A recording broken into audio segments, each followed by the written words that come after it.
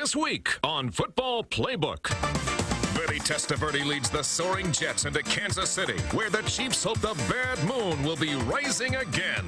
Jerry Rice and the 49ers hope to strike gold in Green Bay, but Reggie White wants to send them packing back to the Bay. John Gruden brings his 5-2 Oakland Raiders to Seattle to face Running Waters and the Seattle Seahawks. All that and much more this week on Football Playbook.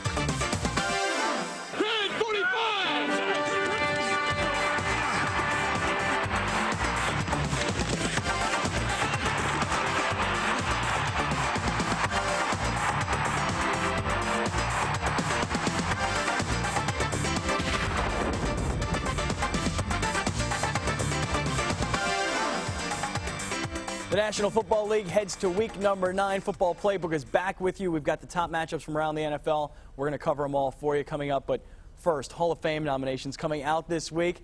And our man, this man right here, you know him, you love him, along with Andre Tippett and Lawrence Taylor and Phil Simms and a great other group of potential Hall of Famers. Marv Levy, nominated for the Pro Football Hall of Fame this week. Congratulations, Thank Marv. you very much. Appreciate 4 seats right up front. One freebies again. I'll tell you one thing I always will remember. The first person I heard that from earlier this week was Scott. There is. You deserve a lot better than that, Marv. Thank you very much. Thank you very. Well, I'm telling it like it is, okay? Can I get a close-up of the? Look at this tie. Can I get a close, please, guys? Look at this. Nice tie. Halloween. Buy one to get one free. That's what I like. Marv, you are definitely a Hall of Famer. Congratulations. Thank you very much. Very proud of you here at Football Playbook. Now, guys, before we even get into the games, let's take a look at the league leaders in the categories of rushing, passing, and receiving. First, on the NFC side of things, you can see Barry Sanders, Robert Smith, and Jamal Anderson. All three of these guys having outstanding seasons. Steve Young did not pass for a 6th straight 300-yard game this past week against St. Louis. They didn't need him to. Herman Moore finally making it into the end zone, and he's averaging just a hair better than 10 yards per reception. AFC, Terrell Davis, along with Jim Brown and O.J. Simpson, the only 3 men in NFL history to have 7 games and 1,000-plus yards. Now we go to the passers. Drew Bledsoe has overtaken Peyton Manning. They both have the same number of touchdowns, but Drew's got 1,700-plus yards already. And Carl Pickens has been atop the leaderboard all season long as far as the receivers. Guys, you have told us so many times, Sam, that you are the greatest holder in the history of the National Football League. Yes. And this man right here is one of the great special teams coaches in the history of the NFL. A 63-yard field goal this week. First of all, let me say this. My greatest coaching challenge was coaching Sam. He was the holder of the Redskins. The Redskins came there. I was holding it with this finger right here. Marv's the one that got me to use the right finger.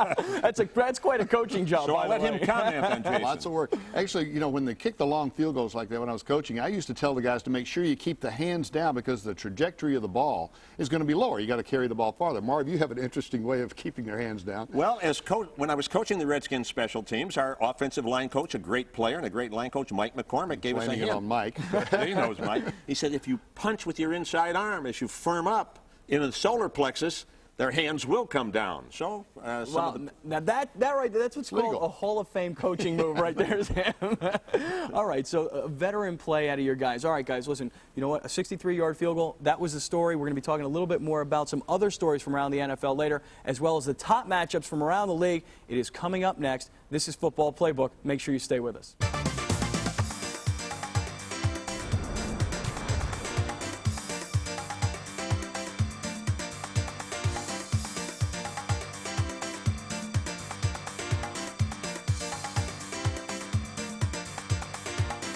The Fish hope to avoid being put on ice. Dolphins Bills coming up on Football Playbook.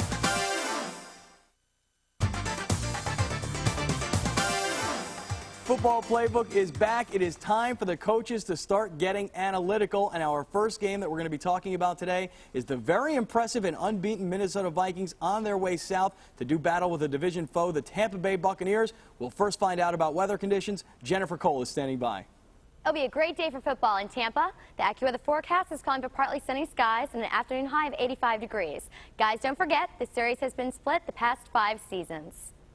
We're going to start this game off by going right into the matchup breakdown. Now, know what you're looking at here because this is important. This is the last 5 head-to-head meetings between these two teams. Believe it or not, even though Tampa Bay is having a hard time scoring points, the numbers are very close in the scoring department and the rushing department. But, Marv, the major statistical difference is through the air. Through the air, but this Vikings team, Scott, they've got more weapons than a science fiction movie. I even like him against the New York Yankees. And he goes Cunningham, again. by the way, finally proved he's human. 2 interceptions last week against Detroit. No one is perfect, not even you. Well, I haven't seen Cindy Crawford once with her lipstick smeared. I don't know if I can go on. I will try, though. The difference, though, for the Buccaneers is Trent Dilfer. Everything revolves around his success and the guys making plays around him. They can't continue to drop passes. Poor old Mike Shula's getting a lot of heat down there. It's not all his doing, though. The defense is going to have to win this one for him. Marv, last week, Robert Smith, this is one of my favorite phrases, had a 57-yard run. It was including but not limited to some of the other great things that he did. I would expect to see more of the ground game from Minnesota. Well, you should, because the key for the Vikings to continue winning is to continue to have a balanced attack. And how do they do that? Avoid the temptation to pass too much. That's the responsibility of offensive coordinator Brian Billick. He's doing a great job. About 50-50 rushes and passes. On defense, they've got to continue to play the takeaway game, and that means no big gambles on defense. Minnesota's offense causes opponents to press. As a result, they lead the NFC in takeaways with +7. They lead the NFL in interceptions with 12. You know, Marv, these two teams did meet whack in week 1, and that's where we started to hear the phrase steal of the draft. Well, no one better exemplifies that, of course, than Randy Moss. He has great statistics this year, almost a 19-yard average per catch. He was a little bit quiet last week, but so's a time bomb until it goes off. Randall Cunningham, what a season. I mentioned those 2 interceptions, but he has 14 touchdowns and 8.8 yards per attempt. Ed McDaniels does a great job for him on defense. He leads the Vikings among active Vikings players with the most career tackles. Okay, Sam, the Buccaneers, their success last year was on the ground, and Trent Dilfer cannot do it by himself. He's not getting any support. Well, offensively, Tony Dungy's going to stick with Dilfer. Steve Walsh doesn't have the arm strength. Scott Milanovich doesn't have the experience. They really need to flip what they did last week. Last week they had Allstott running outside and Warwick Dunn running inside. Use Dunn's speed outside and Allstott's power and explosion inside. On defense, it's Chidi Ahanatu out. Damian Robinson, their safety, is out. And also their best cover guy, Donnie Abraham, is not going to play in this game. The problem there, all the replacements are under 6 feet. And you've got Carter, you've got Moss, you've got Reed. All of them 6'3" or better. Yeah, Trent Dilfer's game last week, less than 50% as far as completions. It just was a bad week, but a lot of drop balls. A lot of drop balls, and that hurts this kid. He can't afford those things happening at the other end. Plus, he's got to learn to throw the touch pass, take something off. Bert Emanuel, you know, he's asking for the ball more. He's going to have to catch it if he's going to get it. Hardy Nickerson, not the dirty player that he's getting the reputation of being, but he spits on one more guy, right, and they're going to suspend him. Yeah, he'll be out real soon. Okay, we're going to get right into our next matchup. It's the Dolphins, who are bringing a 2-game winning streak into Buffalo. They're taking on the very, very hot Buffalo Bills, who've won 4 straight games. Let's first find out about weather conditions in Orchard Park. Here's Jennifer. It'll be a cool day in Buffalo. The forecast is calling for clouds and a game time temperature of 52 degrees. Check our website, sportsline.com, for any late weather changes. Scott? The Dolphins visiting the Bills. This should be a classic game. The Dolphins have won 4 of the last 5 meetings in this series. We go to the matchup breakdown, and with the numbers we're looking at here are the last 5 head-to-head games. The Dolphins nearly 40 yards better through the air. But also, Sam, look at this. The Dolphins scoring on average a touchdown better than the Bills. And when they run the ball, they win. 25 times or more, they win. They ran the ball 29 times last week, but 0 yards in the 4th quarter. And Marv, they're on the road 3 of the next 4 weeks. They'll have to do better. They'll have to do better, and they're going into Buffalo, always a tough place for a visiting team, and they're going against a much-improved Bills team. The Bills lead the league in 3 very key categories: takeaway, giveaway, +8. Red zone touchdown conversion, 74%. That's better than even San Francisco. And this just in, they continue to lead the league in annual snowfall. Marv checking his Doppler radar for us, Sam. Sam, the Dolphins scored 12 points last week, didn't make it into the end zone, but maybe this Dolphin offense is not as bad as it looks on the surface. Well, they're still number 3 in the AFC in red zone scoring. 15 trips, 10 touchdowns. Maybe they should try a little Flutie-like plays on first down, throw the ball, ending up in some more 3rd and shorts instead of Miami's run, pass from 3rd and long situations. And on defense, Zach Thomas has a big job. Mirror the quarterback. He'll improvise. An interesting matchup, though. Eric Moles against one of the best defensive backfields in the league. Jimmy Johnson from the Dolphins, Sam, getting some production out of his first-round draft choice on the ground, but more specifically, he's getting it on kickoff returns. Well, that's right. We're talking about rookie running back John Avery. He's growing up fast. Lots of detail work and studying. Olindo Mare scored all the points last week. They need him. And Terrell Buckley, tough day last week. A lot of penalties and big plays. But the company line is, hey, they haven't given up any touchdowns yet with him. That's what Jimmy Johnson's been talking about all week in South Florida. Marv, the Bills, they want to share that AFC East lead. What do they do against the Dolphins? On offense, Scott, what they have to do is pick on their corners. How do they do that? Deliver the ball quickly. Miami's going to be stacked inside. They're going to help negate the Miami pass rush, which is a great one if they'll do that. On defense, they've got to stop the run, put the Dolphins in third and long situations, and the way to do that is to put an 8th man in the box, but on early downs. The Bills' corners match up well with Miami's receivers, who are not strong. On longer yardage plays, zone, blitz, Marino. Marv, Antoine Smith has had the torch passed to him from Thermal. Has Eric Moulds gotten the torch passed from Andre Reed? I think he has. He's also getting the ball passed from Doug Flutie. I saw Doug's magic show last week. What a game. 18 for 22 last week. Moulds is the guy he's throwing to, and he has become their big play guy. He leads the NFL with a 19.5 average per catch. He reminds me a lot as a young player of Bruce Smith. He's matured. Bruce was a little bit self-indulgent as a rookie. So was Eric. Bruce got it together. He's headed right for the Hall of Fame. Is Eric headed that way? We'll see. More from the coaches coming up next on Football Playbook.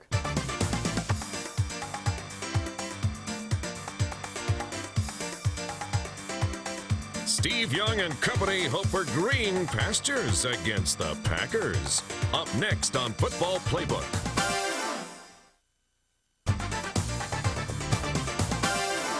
Football Playbook is back. We move right into our next game. Key AFC matchup. Bill Parcells leading the rejuvenated Jets into Kansas City to face a struggling Chiefs team. And before we get into the game, we check in on weather conditions. Here's Jennifer. Bring your rain gear to Arrowhead because the AccuWeather forecast is calling for showers and a high of 54 degrees. This is the first time these two teams have met since 1992. When you talk about a must-win game, that's what this is, both for the Jets and the Chiefs, so that they can keep pace in their respective divisions. We go to the matchup breakdown. Last 5 games, overall, the Jets have won 4 of their last 5. The Chiefs only 3. You can see the Jets doing a much better job on the ground. But also here, Marv, look at the difference in scoring. The Jets outscoring the Chiefs by 8 points. Yes, they are, and there's a reason. Vinny Testaverde is having a career year. Their quarterback controversy is resolved. I'll give them some cheap advice.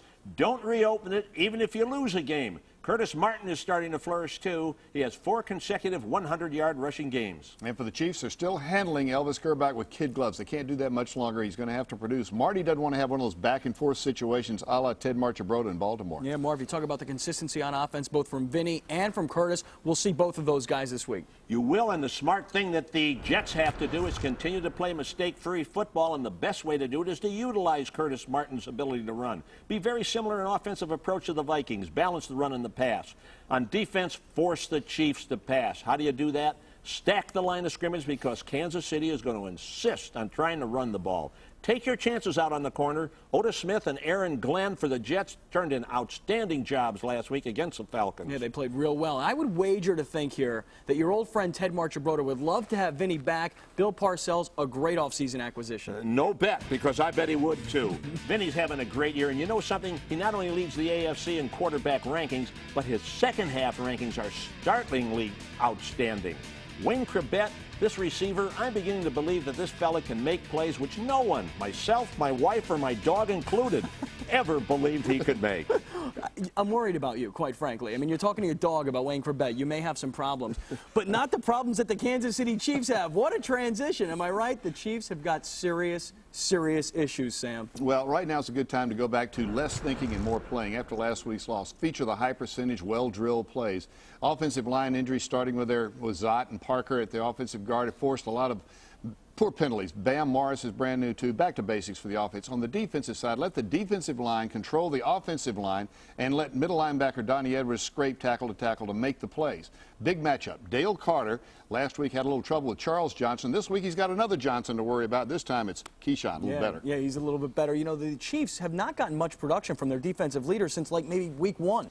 Well, Derek Thomas had 6 sacks in week 1 against the Oakland Raiders. They killed him that week. He's done absolutely nothing. Only 1 sack since then. Elvis Gerbach's got to pick it up.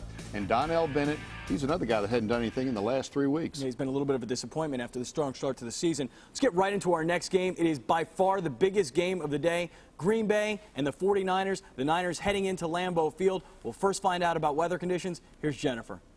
It'll be a chilly day for Packer fans at Lambeau Field. Our forecast is calling for partly sunny skies and a high of 47 degrees. Please check our website, sportsline.com, for any late weather changes.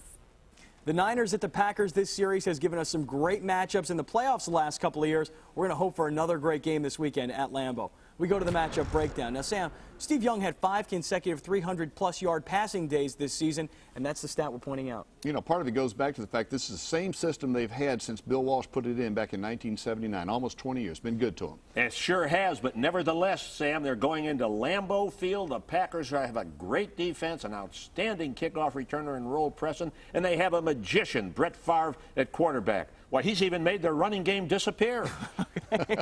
Sam, let's do a little role-playing. I'll be Johnny, you be Ed, okay? Okay. Steve Young has never beaten the Packers. I did not know that. That is wild stuff. I did not know that either.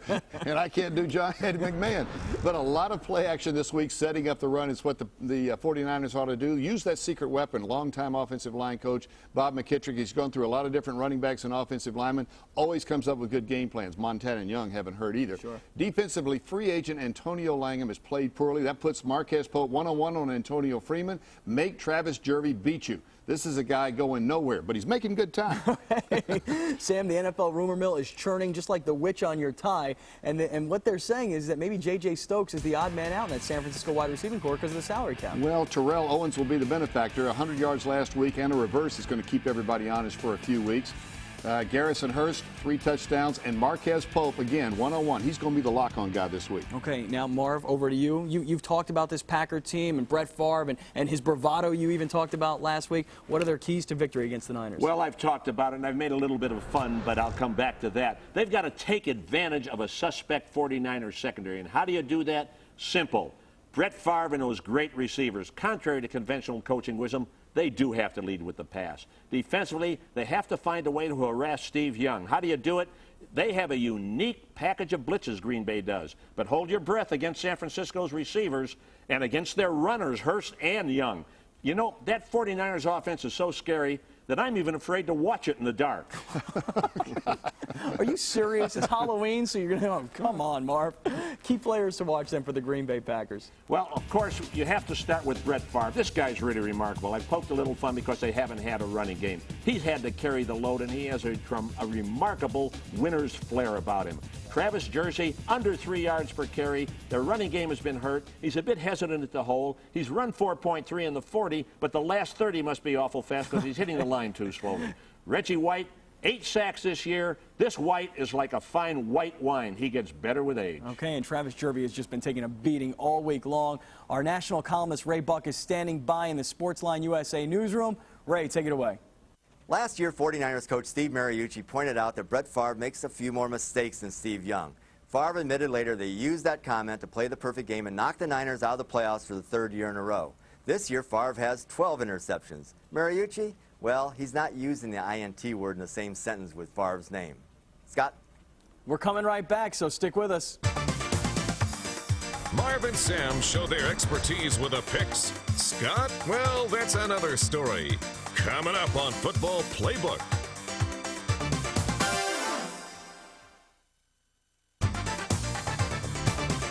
Sunday Night Football returns to the Pacific Northwest, the Kingdom in Seattle, the Raiders, getting ready to take on the Seahawks. Big AFC West showdown. One injury note on the Seahawks side of things. Linebacker Darren Smith, he's listed as doubtful with a sprained ankle. It is matchup breakdown time.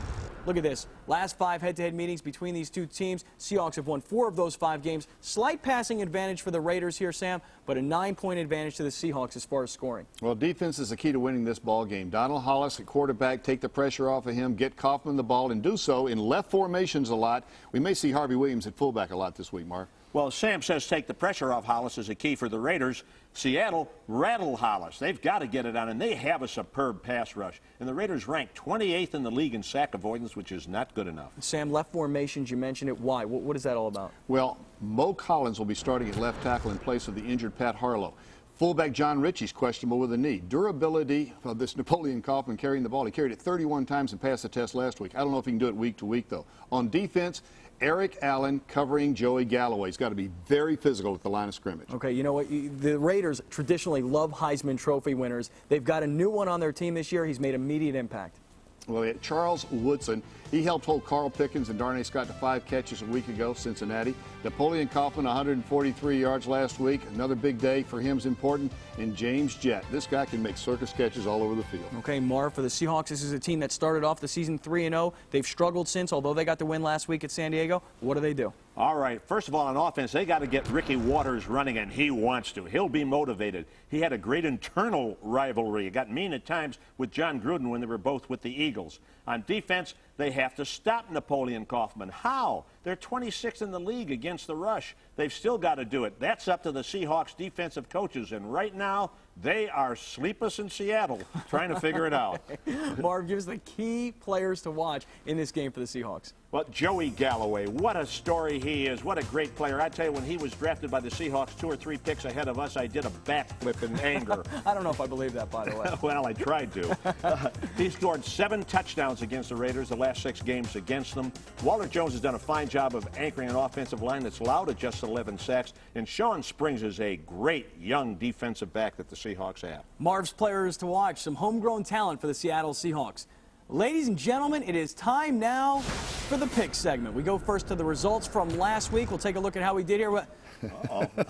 Excuse me for laughing. Let's move on here, please. Thank you very much, Marv. Not bad. 7 games better than me so far. 4 games, or actually 3 games, rather. I failed math over and over again in school, guys. I just got to let you know.